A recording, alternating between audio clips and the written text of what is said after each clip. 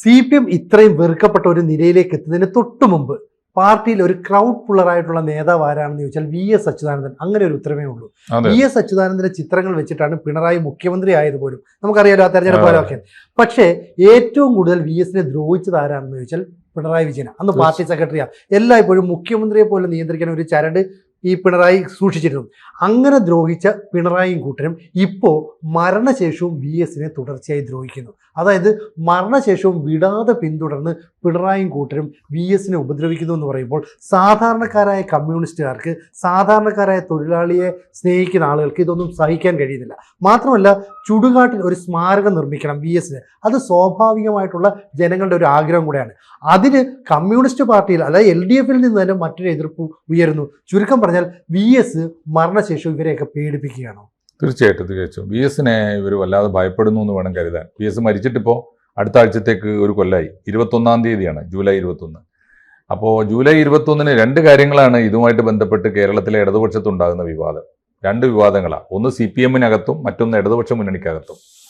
CPMനകത്തുണ്ടായ വിവാദം എന്താണ്? രണ്ട് കാര്യങ്ങൾ വളരെ പ്രധാനപ്പെട്ട വിവാദമാണ്. CPMനകത്ത് വലിയ ചുടുകാട്ടിൽ ആലപ്പുഴയിൽ VSന്റെ അനുസ്മരണ സമ്മേളനം ഗംഭീരമായിട്ട് 1-ാം വാർഷികത്തിന് നടത്താൻ അണികൾ വലിയ ആവേശത്തോടെ വരികയാണ്. VSന്റെ നാടാണ്, VSന്റെ മണ്ണാണ്, VSന്റെ അണികളാണ്, VS ആവേശം കൊടുത്ത ജനതയാണ്. അവരുടെ ഒരു ആവേശം പക്ഷെ കെടുത്തി കളഞ്ഞു തുടക്കത്തിൽ തന്നെ. ഈ പരിപാടിയുടെ നോട്ടീസ് വന്നപ്പോൾ ആളുകൾ സഖാക്കളാകെ ഞെട്ടിപ്പോയി. കാരണം ആ പരിപാടിയിൽ തീർച്ചയായിട്ടും ഇന്ത്യയിലെ ഏറ്റവും വലിയ ക്രൗഡ് പുള്ളറായ ലീഡറായിരുന്നല്ലോ. ഇന്ത്യ ചരിത്രത്തിൽ ഏറ്റവും കൂടുതൽ ജനങ്ങളെ ആകർഷിച്ച, മാസിനെ ആകർഷിച്ച, പാർട്ടിക്ക് അതീതമായി വലിയ ജനപ്രീതി ആർജിച്ച നേതാവായിരുന്നല്ലോ VS. ആ VSന്റെ 1-ാം ചരമവാർഷികം, ഒന്നാമത്തേതാണ്, ഇതുവരെ ഒരു വാർഷികാചരണം നടന്നിട്ടില്ല. 1-ാം ചരമവാർഷികത്തിൽ വളരെ ബോധപൂർവം കേരളത്തിൽ നിന്നുള്ള അഖിലേന്ത്യാ ജനറൽ സെക്രട്ടറി സഖാവ് MA ബേബി ഇല്ല. ബേബി VSനെ അപേക്ഷിച്ച് നോക്കുമ്പോൾ നമുക്കറിയാം വ്യക്തിത്വം ഒന്നും വലുതായതുകൊണ്ടല്ല. പക്ഷേ കമ്മ്യൂണിസ്റ്റ് പാർട്ടിയുടെ സംഘടനാ സംവിധാനം അനുസരിച്ച് ഇന്ത്യയിൽ കിട്ടാവുന്ന ഏറ്റവും വലിയ പദവിയിലിരിക്കുന്നയാളാണ് അഖിലേന്ത്യാ ജനറൽ സെക്രട്ടറി. മാത്രമല്ല, ഇതൊക്കെ ഈ പാർട്ടി പദവികളെക്കാൾ വലുതാണ്. മുഖ്യമന്ത്രി പദവി എന്നൊക്കെ വന്നത് അടുത്ത കാലത്താണല്ലോ. അതൊന്നും കമ്മ്യൂണിസ്റ്റ് രീതിയല്ല. കമ്മ്യൂണിസ്റ്റ് രീതി അനുസരിച്ച് മുഖ്യമന്ത്രിയോ പ്രധാനമന്ത്രിയോ ഒന്നും അല്ല വലുത്. അതിനേക്കാളൊക്കെ വലുത് പാർട്ടി സെക്രട്ടറി തന്നെയാണ്. അതിപ്പോൾ സുർജിത്തിന്റെ കാലത്തും ഒക്കെ അങ്ങനെ ആയിരുന്നല്ലോ. PC ജോഷിയുടെ കാലത്ത് അങ്ങനെയായിരുന്നു. ഒക്കെ ഉണ്ടല്ലോ, എക്കാലത്തും അങ്ങനെ. കേരളത്തിൽ EMS സെക്രട്ടറി ആയിരുന്ന കാലത്തും കൃഷ്ണപിള്ള സെക്രട്ടറി ആയിരുന്ന കാലത്തും പാർട്ടി തന്നെയല്ലേ വലുത്.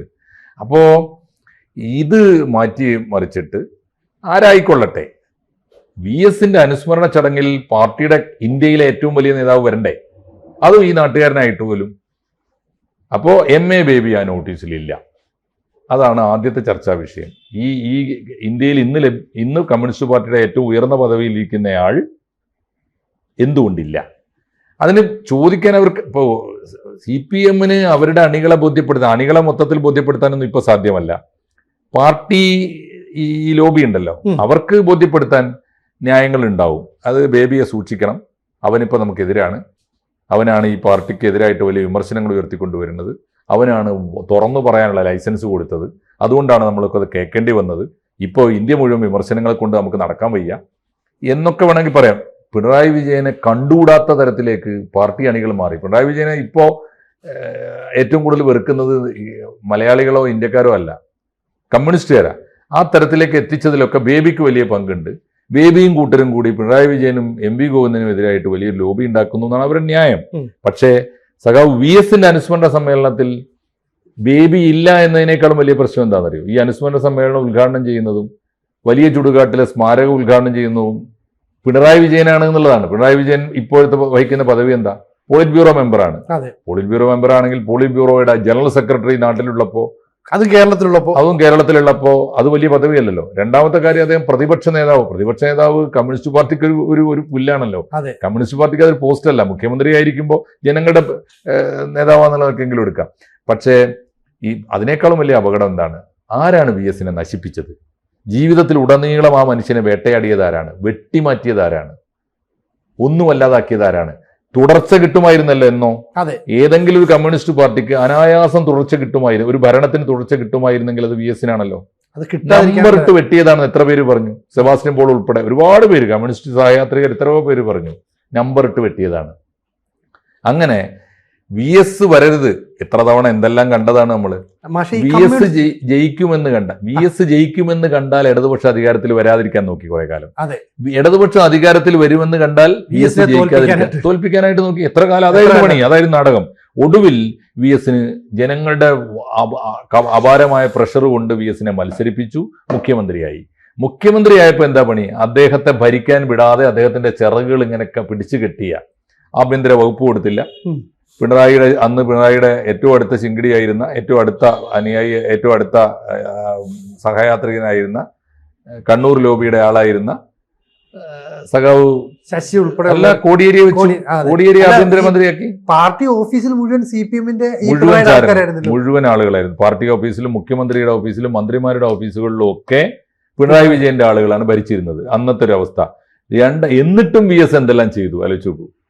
ആരാണ് മൂന്നാർ ഓപ്പറേഷൻ ചരിത്രം കുറിച്ചത് എങ്ങനെയാ? 3 ഉദ്യോഗസ്ഥന്മാരെ കൊണ്ട്, വിശ്വസ്തരായ 3 പേരെ അദ്ദേഹം പണിപ്പെട്ട് കണ്ടെത്തി അവരെ കൂടെ നിർത്തിയിട്ട് നടത്തിയില്ലേ? ചരിത്രം കുറിച്ചില്ലേ? അറിയാൻ പറഞ്ഞ ഒരുപാട് കാര്യങ്ങൾ അദ്ദേഹം നടത്തി. അദ്ദേഹം കേരളം മുഴുവൻ സഞ്ചരിച്ചു. എന്നിട്ട് അദ്ദേഹത്തിന് ഭരണ തുടർച്ച വരും എന്ന് കണ്ടപ്പോൾ കൃത്യമായി 5 സീറ്റുകൾ വെട്ടി നമ്പറിട്ട് തോൽപ്പിച്ചതാണ്. CPM-ന്റെ സീറ്റുകൾ തോൽപ്പിച്ചതാണ്, ഞങ്ങളുടെ മങ്കട ഉൾപ്പെടെ. അത് വളരെ കൃത്യമാണ്. അപ്പോ അതാണ് അങ്ങനെയുള്ള സേവനങ്ങളൊക്കെ ചെയ്തവരാണ്. അത് കഴിഞ്ഞിട്ട് വി എസിനെ മത്സരിപ്പിച്ചു. എന്തിന്? മുഖ്യമന്ത്രിയാക്കുമെന്ന പ്രതീക്ഷയിലാണ് ആ ഗവൺമെന്റ് ഭൂരിപക്ഷം കൊടുത്തത്. വി എസ് ആ പ്രായത്തിലും മത്സരിക്കുമ്പോൾ വി എസിന് അനാരോഗ്യ പ്രശ്നമില്ല. ജയിച്ചു കഴിഞ്ഞപ്പോൾ വി എസിന് ആരോഗ്യമില്ല എന്ന് പ്രഖ്യാപിച്ചിട്ട് വി എസിനെ മൂലക്കിരുത്തി. എന്നിട്ട് പിണറായി വിജയൻ. പക്ഷെ അപ്പോഴും ആ തെരഞ്ഞെടുപ്പിൽ മുഴുവൻ പോസ്റ്ററിലും വി എസിന്റെ പടം വെച്ചിട്ട് പിണറായി ജയിച്ചിട്ട് മുഖ്യമന്ത്രി. പക്ഷെ അപ്പോൾ ഒരു കാര്യം മനസ്സിലാക്കാം, കമ്മ്യൂണിസ്റ്റ് പാർട്ടിയുടെ ചരിത്രത്തിൽ വി എസ് എന്ന് പറയുന്ന ഒരു നേതാവ് എങ്ങനെയാണോ തന്റെ എതിരാളികളെയൊക്കെ വെട്ടിനിരത്തിയത്, തന്റെ പാർട്ടിയിൽ ലീഡർഷിപ്പ് കൊണ്ടുവന്നത്, ആ സമയത്ത് പിണറായി വിജയനെയൊക്കെ ശിഷ്യനെ പോലെ കൂടെ കൊണ്ടു നടന്ന ആ ശിഷ്യൻ പിന്നീട് വി എസിനെ തന്നെ വെട്ടി ഒതുക്കുന്നു എന്ന് പറയുമ്പോൾ സത്യമാണ്. വി എസിന്റെ ഒരു ചരിത്രത്തിലെ ഏറ്റവും വലിയ നിർഭാഗ്യം എന്താണെന്നറിയോ? വി എസ് പാല് കൊടുത്ത് വളർത്തിയ എല്ലാ കൈകളും വി എസിനെ കൊത്തി എന്നുള്ളതാണ്, തിരിച്ചു കുത്തി. വി എസ് ആർക്കൊക്കെയാണോ പാല് കൊടുത്തത് എല്ലാവരും, വിജയരാഘവൻ തൊട്ട് പിണറായി വിജയനുള്ളവരെ മുഴുവൻ എടുത്തോളൂ, എല്ലാവരും വി എസിനെ പാലക്കാട്ടെ കൃഷ്ണദാസ് തൊട്ട് വി എസിന്റെ കൂടെ നിന്ന എല്ലാവരും എടുത്തു നോക്കൂ. ഇവിടുത്തെ ശർമ്മ വരെയുള്ളവർ എല്ലാവരും എടുത്തോളൂ. വി എസ് വഴിവിട്ട് വളർത്തിയ എല്ലാവരും വി എസിനെ കുത്തിയിട്ടുണ്ട്. പോട്ടെ, അവസാനത്തെ ഇഷ്യൂ എന്താ? ഈ ആളുകൾ ഇതൊക്കെ ചെയ്തിട്ട് അവസാനം വി എസിനെ അപമാനിച്ചത് എങ്ങനെയാ? ക്യാപിറ്റൽ പണിഷ്മെന്റ് നടത്തുമെന്ന് പറഞ്ഞാല് വായില്, ശരിക്കും പറഞ്ഞാല് ഈ മുലപ്പാലിന്റെ മണം മാറിയിട്ടില്ലാത്ത രാഷ്ട്രീയ പ്രയോഗം നടത്തിയ ശരിയാ. എന്നുവെച്ചാൽ ശിശുവാണ് രാഷ്ട്രീയത്തിൽ അന്ന് സ്വരാജിനെ പോലുള്ളവർ എന്തെല്ലാം വായിൽ കൊള്ളാത്ത ആക്ഷേപമാണ് വി എസിനെ കുറിച്ച് ഉന്നയിച്ചത്. KN കുഞ്ഞാമനെ പോലുള്ള ബുദ്ധിജീവികളാണ് ഇദ്ദേഹം ആൾദൈവമാണെന്ന് വിളിച്ച് ആക്ഷേപിച്ചത്. വി എസിന്റെ വായിൽ കൊള്ളുന്ന മറുപടിയും പറഞ്ഞു. അപ്പൊ വി എസ് എടുത്ത നിലപാടുകൾ ഒരു കാലത്ത് കമ്മ്യൂണിസ്റ്റ് പാർട്ടിയെ സ്നേഹിക്കുന്നവരെല്ലാം നെഞ്ചേറ്റിയിരുന്നു. അന്ന് മദനയെ കൂടെ കൂട്ടരുത്, അല്ലെങ്കിൽ മറ്റുള്ളവരുമായിട്ട് സഖ്യം ഉണ്ടാക്കരുത് എന്നൊക്കെ നിലപാടെടുക്കുമ്പോൾ അതിനെല്ലാം എപ്പോഴും വെട്ടി ഒതുക്കാനായിട്ട് മുന്നിൽ നിൽക്കുന്ന പിണറായി വിജയൻ പാർട്ടി സെക്രട്ടറിയുടെ എല്ലാ അധികാരവും ഉപയോഗിച്ചു. ഇപ്പോൾ ഞാൻ ദ്രോഹിച്ച ആള് എന്നും ഓർമ്മിക്കപ്പെടുന്നത് എൻ്റെ പേരിൽ കൂടെ ആകണമെന്ന് വിചാരിച്ചിട്ട് ഈ ചുടുകാട്ടിലെ സ്മാരകത്തിന്റെ കാര്യത്തിലായിക്കോട്ടെ, അദ്ദേഹത്തിന്റെ അനുസ്മരണ കാര്യത്തിലായിക്കോട്ടെ, എല്ലാത്തിലും ഞാൻ വേണം എന്നുള്ളൊരു നിലപാടെടുക്കുന്നില്ലേ? അതൊരു മറ്റൊരു രാഷ്ട്രീയ തന്ത്രം കൂടിയല്ലേ? അല്ല, തന്ത്രം മാത്രമല്ല, എനിക്ക് തോന്നുന്നു ഇത് ഈ വിനാശത്തിന്റെ ഏറ്റവും ഒടുവിലത്തെ. അദ്ദേഹം സത്യത്തിൽ ഇനിയൊന്ന് വിശ്രമിച്ച് പ്രതിപക്ഷ നേതാവ് ഇനിയാണെങ്കിൽ പ്രതിപക്ഷ നേതാവായിരുന്നോട്ടെ, പ്രതിപക്ഷ നേതാവിന്റെ പദവി ഇല്ലെങ്കിൽ അദ്ദേഹത്തിന് ഒരുപാട് പ്രതിബന്ധങ്ങൾ വേറെ നേരിടുമായിരിക്കും. കാരണം അദ്ദേഹത്തിന് ഈ പറഞ്ഞ പ്രൊട്ടക്ഷൻ ഇമ്മ്യൂണിറ്റി ഒക്കെ വേണമായിരിക്കും. ഭീരുത്വമാണല്ലോ അടിസ്ഥാന യോഗ്യത. പക്ഷേ ഇപ്പോൾ വന്നിരിക്കുന്ന സംഭവം, വി എസിനെ ഭരണപരിഷ്കാര കമ്മീഷൻ ചെയർമാനാക്കി. എന്തിന്? എന്നിട്ട് അധികാരങ്ങൾ കൊടുത്തോ? അദ്ദേഹത്തിന്റെ ഏതെങ്കിലും നിർദ്ദേശങ്ങൾ അംഗീകരിച്ചോ? വെറുതെ മൂലക്കിരുത്തിയിട്ട് ആ മനുഷ്യനെ അപമാനിച്ചു. അങ്ങനെ അപമാനിച്ച് ജീവിച്ചിരിക്കുമ്പോൾ തന്നെ പിണറായി വിജയനും കൂട്ടരും കൊലപ്പെടുത്തിയ ഒരു വലിയ നേതാവിന്റെ പേരാണ് വി എസ്. ആ വി എസിനെ അനുസ്മരിക്കാൻ പാർട്ടിയുടെ അഖിലേന്ത്യാ ജനറൽ സെക്രട്ടറി വേണ്ടാൻ തീരുമാനിക്കുന്നു എന്ന് മാത്രമല്ല, പിണറായി വിജയൻ മതിയും തീരുമാനിക്കുന്നു. കൂട്ടത്തിൽ MV ഗോവിന്ദനും. ആരാണോ വി എസിനെ അപമാനിച്ചത്, ജീവിതത്തിൽ ഉടനീളം അപമാനിച്ചത്, അവരിപ്പോഴും അപമാനിക്കുന്നു. കൂട്ടത്തിൽ ഒരു കാര്യം കൂടി പറഞ്ഞാലേ ഈ ചർച്ച പൂർത്തിയാവുള്ളൂ. എന്നും പിണറായി വി എസ് ഇഷ്യൂവിൽ പാർട്ടിക്കകത്ത് ആശയപരമായി വലിയ പോരാട്ടം നടക്കുമ്പോൾ, ജനങ്ങൾ മുഴുവനും വി എസിന്റെ കൂടെ നിൽക്കുമ്പോൾ, പാർട്ടി മാത്രം പിണറായി വിജയന്റെ പാർട്ടി അദ്ദേഹം കയ്യിലൊതുക്കിക്കൊണ്ട് മുന്നോട്ട് പോകുമ്പോൾ ആ ഇടതുപക്ഷ മുന്നണിയിലെ ഘടകകക്ഷിയായ CPI എവിടെ നിന്നത്? ഒരു കാലത്തും VS പിന്തുണച്ചിട്ടില്ല. ശ്രദ്ധിച്ചിട്ടുണ്ടോ? എന്നും VS എതിരാണ് അവർ. അതിനെന്താ കാരണം എന്ന് വെച്ചാൽ VS ജനപ്രീതിയെ അവരും ഭയപ്പെടുന്നു. അതിപ്പോഴും ഭയപ്പെടുന്നു എന്ന് വേണം കരുതാൻ. കാരണം വലിയ ചുടുകാട്ടിൽ VS സ്മാരക സ്തൂപം ഉണ്ടാക്കാൻ തീരുമാനിച്ചപ്പോൾ അതിനെ ആദ്യം എതിർക്കുന്നത് CPI. കാരണം അവരുടെ കൂടി ഉടമസ്ഥതയിലാണ് വലിയ ചുടുകാട്, അവിഭക്ത പാർട്ടിയുടേതാണ്. എന്തിനാ അവർ എതിർക്കുന്നത്? അതിന് പറഞ്ഞ ന്യായം എന്താണെന്ന് അറിയാം. ഞങ്ങളുടെ നേതാക്കന്മാർ എത്ര പേര് ഇവിടെ മരിച്ചിട്ടുണ്ട്, അവർക്കൊന്നും സ്മാരകമില്ല.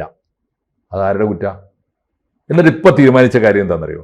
VS സ്മാരകത്തിന് അനുമതി കിട്ടാൻ വേണ്ടി കോംപ്രമൈസ് എന്ന നിലയിൽ ഒരു സ്മാരകം CPI നിർമ്മിച്ചോ? ആർക്കാ നിർമ്മിക്കുന്നത് TV തോമസിനാ. അറിയാലോ, 1ാം മന്ത്രിസഭയിലെ മന്ത്രിയായിരുന്നു, 57 മന്ത്രിസഭയിലെ അവിഭക്ത പാർട്ടിയുടെ മന്ത്രിയായിരുന്ന TV തോമസ്, അന്നത്തെ വ്യവസായ മന്ത്രി കണ്ടാണ്. TV തോമസ് മരിച്ചിട്ട് എത്ര കൊല്ലായി? 50 കൊല്ലം. 77 എനിക്ക് തോന്നുന്നു അടുത്ത കൊല്ലം 50 കൊല്ലാവും. 49 കൊല്ലം, 50 കൊല്ലം കഴിഞ്ഞ് അരനൂറ്റാണ്ട് ഈ കാലം വരെ CPIക്ക് തോന്നിയിട്ടില്ല TV തോമസിന്റെ സ്മാരക സ്തൂപം വേണമെന്ന് തോന്നിയിട്ടില്ല അവർക്ക്.